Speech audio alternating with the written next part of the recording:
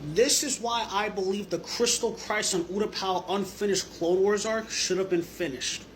For starters, it is the first piece of Star Wars media that explains to us there's way more to planet Utapau than what we see for a few moments in Revenge of the Sith. It also shows us, again, Anakin and Obi-Wan deal with wildlife. It also shows us that, like, the very, very complex nature of Utapau and, like, how the biodiversity there and the culture there as well.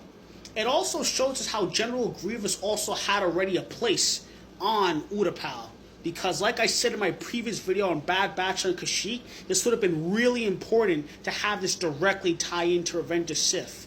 Just like how the Siege of Mandalore did.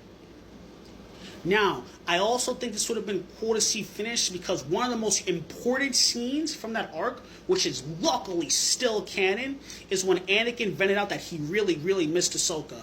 And honestly, I still feel bad just seeing that scene alone. Because he really, really missed who was like a little sister to him. And not to mention, it also really, I feel like it would have been cool to see General Grievous' brutal nature that a lot of people complained he did not have. During that, a lot of people feel like he lacked compared to the 2003 series. I think it would have been cool to see that brutal nature and possibly appease the fans who wish we had them back. And I also believe it really would have been cool to see a Jedi actually using a blaster. And my theory, personally, is that maybe Obi-Wan used a blaster to get General Grievous because we see Anakin using the blasters.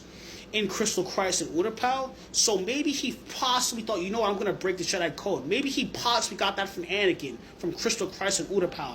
Making a direct tie-in, aside from the entire arc being directly tied in to Revenge of the Sith.